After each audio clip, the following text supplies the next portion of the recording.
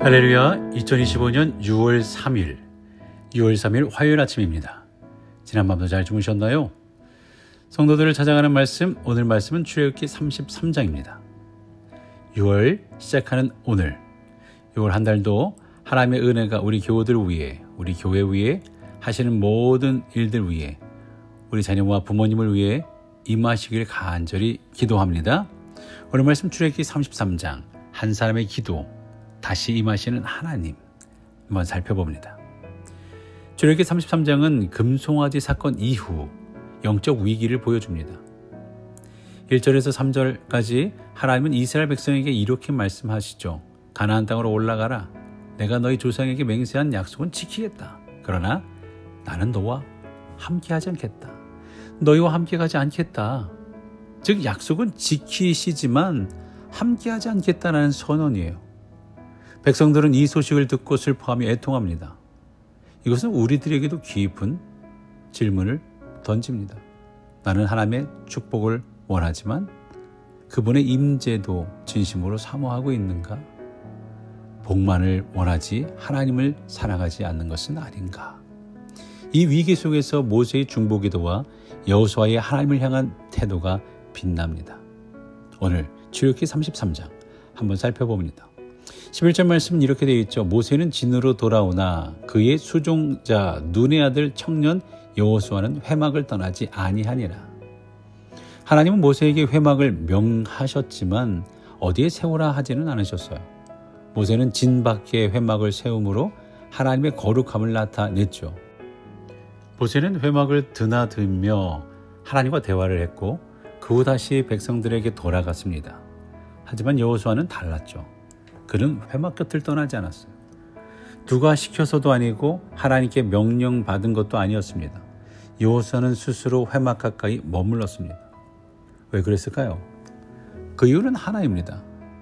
그가 하나님을 생각하는 마음이 남달랐기 때문이죠. 그는 가나안 정탐 때 믿음으로 외쳤습니다. 민수기 14장 9절에 그들은 우리의 밥이라 여호와께서 우리와 함께 하시느니라. 여호수아가 그처럼 담대할 수 있었던 이유는 단순한 용기가 아니라 어릴 때부터 하나님을 사모했던 마음, 즉 회막 곁을 떠나지 않고 하나님의 임재 앞에 머물렀던 그 마음에서 나왔다라는 거예요. 믿음은 어느 날 갑자기 생기는 게 아닙니다. 하나님을 사랑하고 가까이 했던 시간들이 쌓여 믿음의 담대함이 자라나는 거죠. 그렇기 때문에 신앙의 핵심은 태도입니다. 예수님도 말씀하셨죠. 내 마음을 다하고 목숨을 다하고 뜻을 다하여 주 너희 하나님을 사랑해라. 신앙은 단순히 겉모습의 열심이 아니라 하나님을 사랑하는 태도가 중심입니다. 그래서 야고보서 2장 26절은 영혼 없는 몸이 죽은 것 같이 행함이 없는 믿음은 죽은 것이니라 라고 했어요. 신앙의 열매, 그 열매로 예배를 열심히 하고 기도하고 봉사하는 것 중요하지만 그 중심에 하나님에 대한 사랑이 있는가를 먼저 물어보아야 한다는 거죠. 그 열매가 바르지 않을 수 있는 거죠.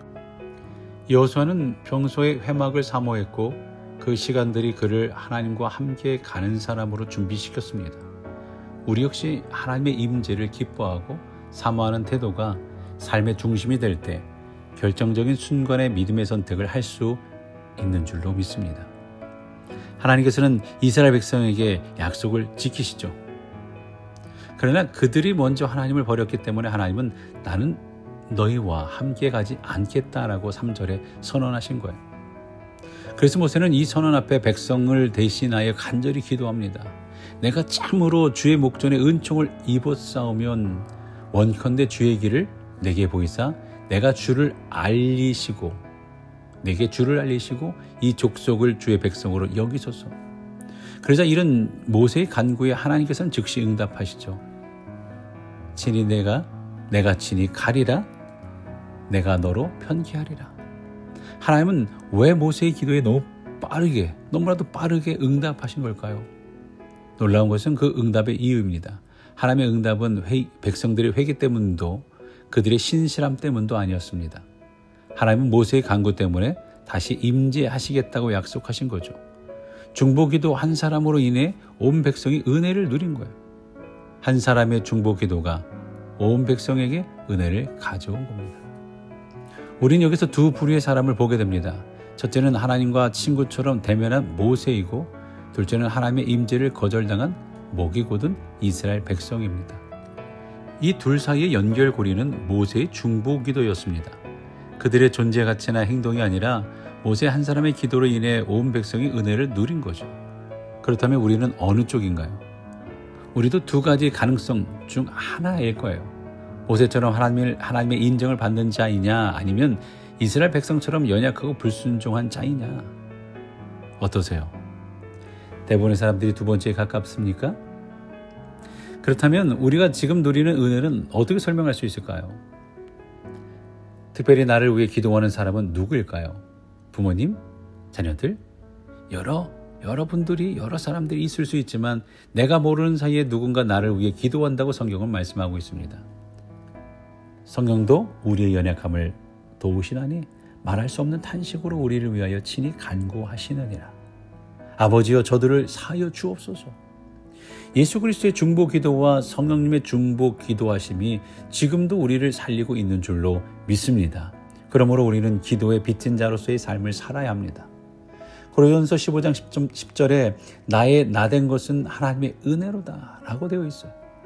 내 믿음이 좋아서 내 기도가 많아서가 아니에요. 우리의 믿음과 평안은 누군가의 기도, 하나님의 은혜 덕분입니다. 그러므로 우리는 겸손히 감사하고 이제는 다른 일을 위해 기도하는 자가 되어야 할 줄로 믿습니다. 이제 17절부터 마지막까지 보게 되면 모세는 하나님의 영광을 보게 해달라고 합니다. 그러나 하나님은 이렇게 말씀하죠. 나를 보고 살 자가 없느니라. 내 등을 보리니 얼굴은 보지 못하리라. 이는 단순한 하나님의 위엄 때문이 아니라 죄로 인해 친밀함이 깨어졌기 때문에 32장 금송아지 사건으로 해서 하나님의 백성이 하나님보다 다른 것을 의지하는 결정적인 배신이 있었어요. 우상 숭배는 단지 우상 앞에 절하는 것이 아닙니다. 하나님보다 더 중요하게 여기는 모든 의지 대상이 우상이 되는 거예요. 내 욕망이 투영되는 거죠. 내 안의 욕망을 따르는 것, 하나님 말씀보다 내 생각과 감정을 우선시하는 것, 돈, 명예, 사람의 인정, 자녀, 심지어 사역할 때도, 종교 활동 자체도 하나님보다 더 의지하는 것이 된다면 모두 우상 숭배가 될 수 있다는 거죠. 결국 하나님 외에 무엇이든 의지하고 따라가는 것이면 그것이 곧 우상이 되는 겁니다.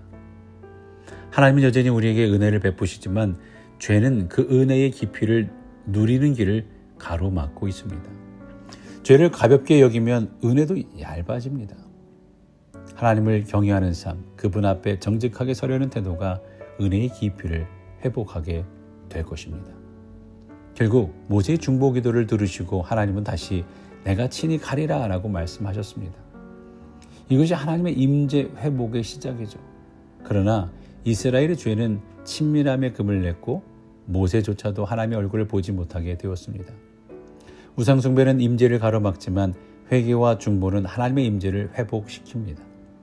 오늘 우리도 여호수아처럼 하나님 곁에 머물고 모세처럼 누군가를 위해 중보 기도하며 임재를 사모하는 태도로 나아가야 할 줄로 믿습니다.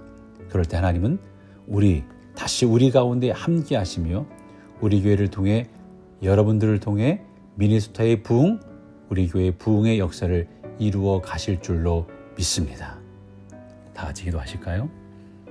권능의 하나님 아버지, 여호수아처럼 주의 회막 곁에 떠나지 않는 자 되게 하시고 모세처럼 이웃과 공동체를 위하여 눈물로 기도하는 우리 모두가 되게 하여 주옵소서. 우리 안에 하나님을 향한 진실한 태도를 새롭게 하시고 우리의 기도가 가정을 살리고 교회를 살리고 미국과 한국 나라와 민족을 살리는 중보 기도 되게 하여 주옵소서. 우리 안에 육신의 연약함 속에 계신 분들 계십니다. 그들을 고치시고 한국에 가신 분들 잘 돌아오게 하시며 우리에게 맡기신 사명 이번 6월 달에도 잘 감당하는 우리들이 될 수 있도록 인도하여 주옵소서. 우리를 사랑하시는 예수 그리스도의 이름으로 기도하옵나이다. 아멘.